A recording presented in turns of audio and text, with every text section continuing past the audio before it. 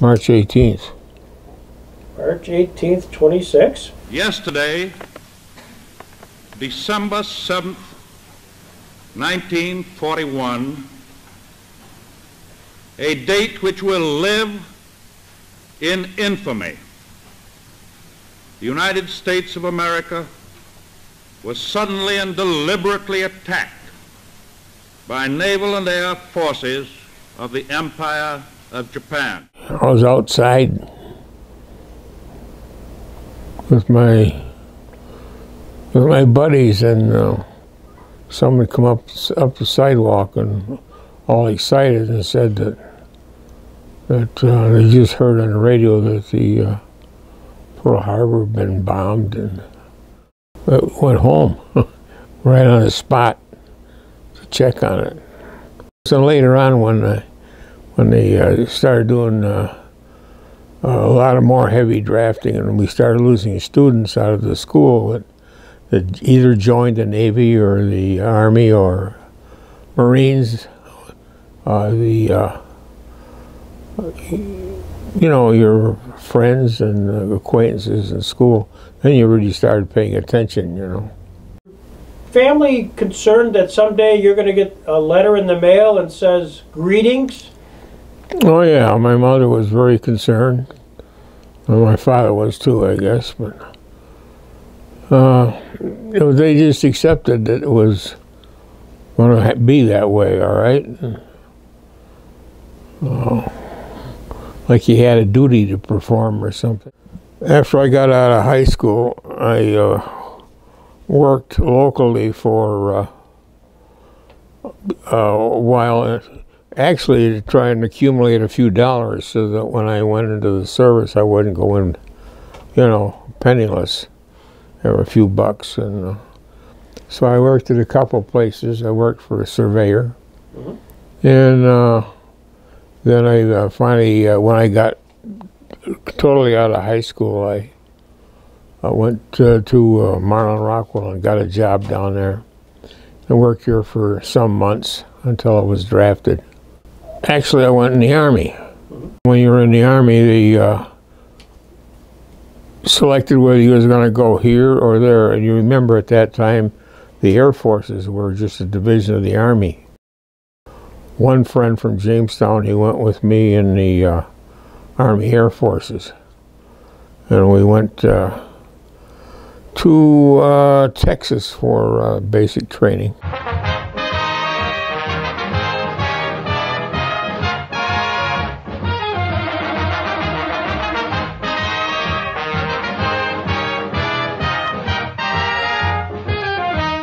Give us some tests after we took basic training.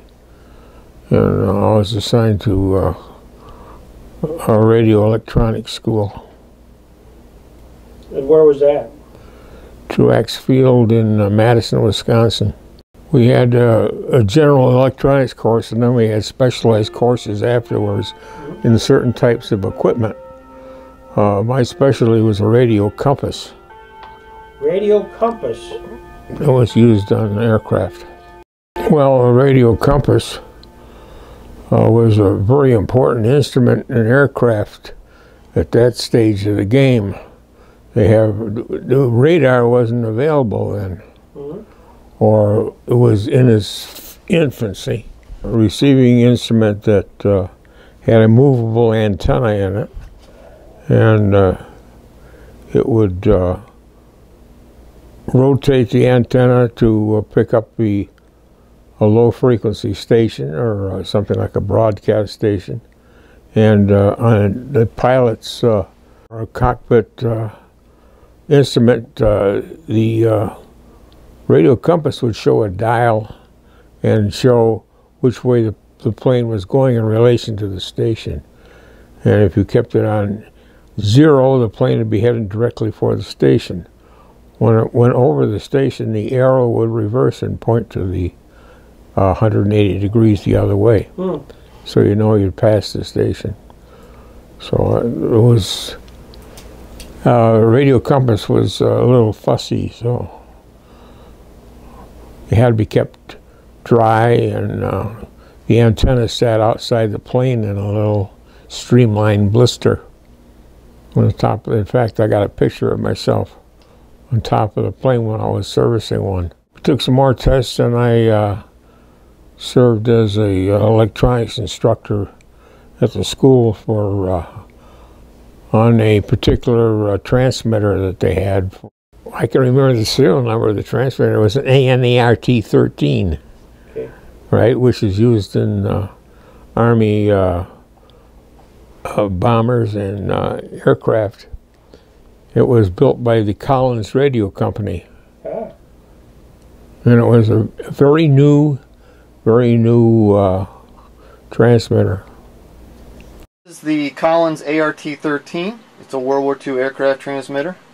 I shipped out to one air base after another and just moved across the country. Mm-hmm. And went to Seattle. And eventually got on a Navy supply ship, the USS Comet, and left from Seattle. And went from Seattle to Inuiatok Island. The USS Comet was actually a Navy supply ship. It went to Johnson Island, and then from Johnson Island went to, I think, if I remember right, we were in Saipan, and then we went to Guam, and I stayed in Guam for most of the period. After that, I was in Guam. When I first got there, there was no facilities at all, so we slept in pup tents, and well, it was kind of miserable. You know, it rained all the time. It was a rainy season, so it was wet. And eventually, we got into larger tents, and then we got some material. They got material someplace, and we built some plywood barracks. That was a good deal because I had worked for the surveyor here in Jamestown. We're going to build a barracks and lay out a camp area, right? The major, the commanding officer of the squadron, wanted to know if anybody had any experience in that type of work and using transit and so on. And of course, I volunteered for it. And it was good duty because I rode around the Jeep with the major and everybody else did the work, and all I did was spot things, and then someone else would have to do the work. So I love it. That was good. I was there in 45, yeah. In 45 and 46. Okay. Because didn't have enough points to go home. And then, at that point, then there wasn't any radio men, so they wouldn't let me go. So they sent some of the guys who've been there a long time, some of the radio men. They went home, and then all of a sudden they realized they decimated their ranks of the technicians. So you became invaluable. Well, yeah, myself and the sergeant were the only two radio men they had, and they were trying to fill in with people from other specialties, which didn't have a clue as to what was going on. And most of them were afraid to climb up on the ladder and work on the antennas on the plane, because that was part of the deal. Marines had taken the island and they controlled it, even though there was still Japanese in the woods. I mean, in the jungle around there, stragglers, and a lot of them. And there was a lot of Japanese prisoners at that time. In fact, for a while, I had the job of guarding Japanese prisoners. The work details, they'd send them up and they'd work in camp, and they had a couple guards with them all the time. It was no big deal. Still a menace? And oh, yeah, sure, you paid attention to that. Yeah. And sometimes there would be random shooting from, because the airfield was built right in the jungle, right? I know, I just accepted it, I don't think. He said to do it, so there should be a gun, and I carried a gun and did it, that's all. Actually, emotionally, I would say it you think about right now because I have Japanese grandchildren. Ah. Okay, my son married a Japanese girl in California. Yep. And I have half Swedish and half Japanese grandchildren. There you So go. how can you knock that? 20th Air Force. Well, people today don't have any idea what the 20th Air Force was, but we dropped the atomic bomb and ended the war. The plane that dropped the atomic bomb flew off the island of Tinian. Right. It says a B-29 main radio transmitter. So the B-29 was a bomber, right? Yes. Main transmitter on the plane. All the different odds and ends we carried on it, and we attached a ladder on the back of it. And you see where when he's up on the ladder on that plane, the ladder is actually on the back of the truck. The weapons carrier, that was a very, very excellent vehicle. And from Northwest Base, would most of the flights then, I see it went to Okinawa. This came in from Okinawa. Is that normally where the flights would come from or emanate to Okinawa from Guam? Well, at that time, we had flights from Japan that went in and out. Northwest Field was not the main base. The main base was Harmon Field at that time. There was really no native villages or anything near us. Yeah, but that's where it would have occurred. That There's big cliffs there, and that's the planes took off. When I'd fly to Saipan or something the planes take off. They'd be, once you come off the end of the runway, they'd be over the ocean, and they'd be like 150 feet off the water, 200 feet off the water when they come out or more. Repeating this bulletin, dated San Francisco, the Federal Communication Commission quotes Domai saying, Japan accepts allied terms. We have another bulletin here. Japan surrenders. You had your daily tasks you do, and I don't recall any particular celebration about it. Obviously, he talked about it, but that was about it. No, excepting they sent us some replacements, and these guys were totally out of it, right? Okay, but they've been in the Air Force a long time, and they had lots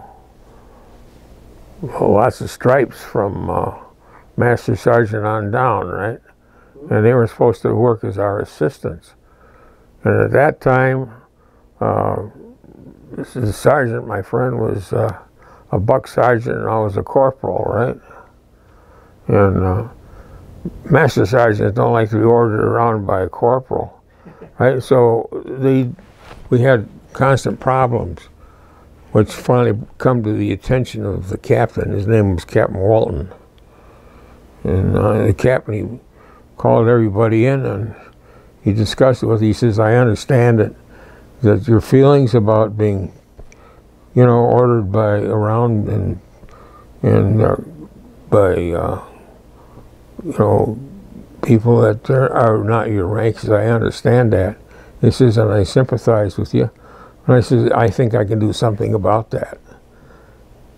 He said, "So if we have any more problems," he says, "I'll reduce you all to the rank of private, and then we won't have this problem anymore." We didn't have any problems anymore. I didn't get back till I think it was August 46. That was the most dangerous thing I ever did when I came back. Tell me.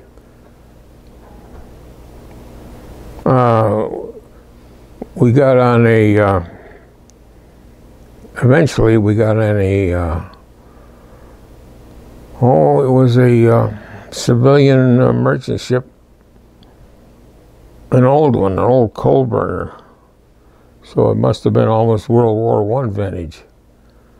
And that took off from the island and loaded with all kinds of servicemen, black, white, whatever, infantry, Air Force, Marines, just to the gills, right? And they're heading for Hawaii. and about 2 or 3 days off of Guam, they got into a typhoon. I mean, to the point where it had like 35, 40-foot waves, and I thought the boat was going to sink. And I think the crew did too, really. It was pitching to the point where you could hear the plates squeaking in the boat, and the screws would come out of the back of come out, and the propellers would thrash in the air, and then eventually they broke the shaft on one propeller in that storm. So when the thing settled down, we was still all in one piece. It took nobody could go on deck. They took the ropes down and stuff. We went into Hawaii, and it took us, if I remember right, the best we could make was 5 knots, so that one propeller was bent. So oh my gosh, what a ride. right, so I think it was 12 or 13 days from there to get to Hawaii. And they laid over in Hawaii. We were there for a couple of weeks while they worked on the ship. And then we took them to Mendocino into San Francisco. Now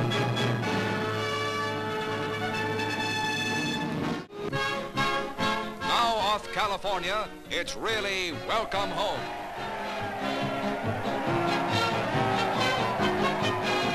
Under the Golden Gate Bridge, entrance to San Francisco Bay. Vessels of every type, including the submarines, which, with little recognition, helped utterly wipe out Jap shipping. They anchored, and they issued us the new uniforms while we were on the ship, because everybody was in rags. If you look at some of those pictures of me, you see how we were dressed. Yeah, yeah. We were in rags, and everybody got new suntan uniforms. I got a picture someplace of getting off the ship. Everybody's got new uniforms on. They look GI, you know. Eventually, well, we got a long train ride across the country, in a GI cattle car. Yeah. You know what a GI cattle car is? No. Well, it's actually kind of a converted freight car. Right, they've been worked over. I got off the train down at the Erie station, right, and she knew, she was expecting me, right, and so the family was down there. I got off the train, and there was my mother, and she didn't even know me, because I'd lost a lot of weight. I was pretty skinny. I weighed about 130 when I got out of the Army, and I burnt black, you know. So when she finally realized who I was, and she cried a little bit, and we went home and became a civilian. What do you think the legacy of that experience was for us today, you know?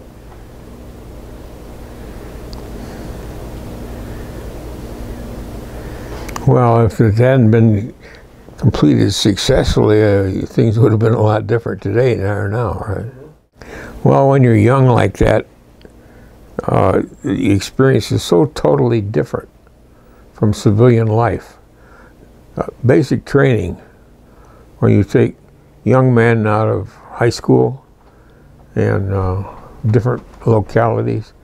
When I was in basic training, a good many of the men were from New York City. Jewish, Italian, one Swede.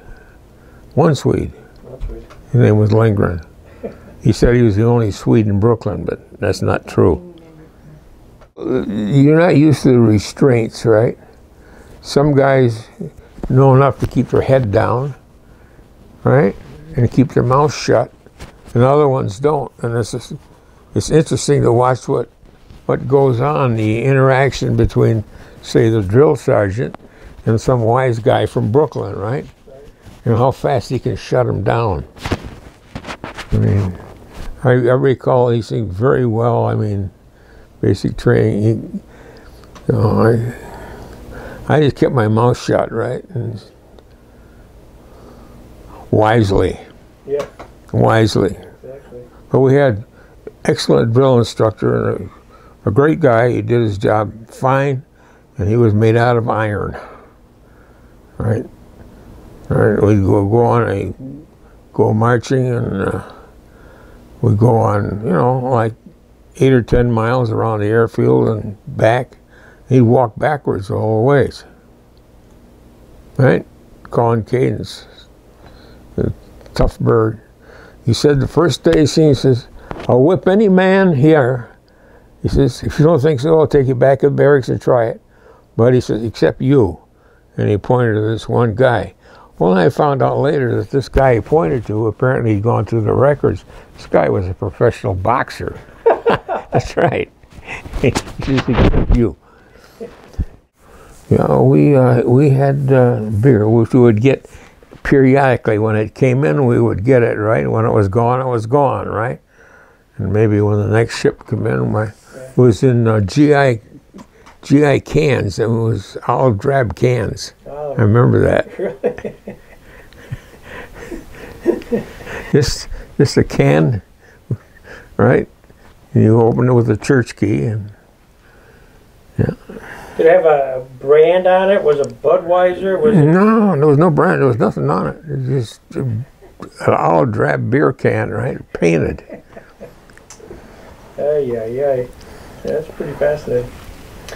You're fascinating. This was fantastic. Oh, there's nothing fascinating about it. It was just a kind of an experience, that's all. But it did it stuck with me a long time, I'll tell you that.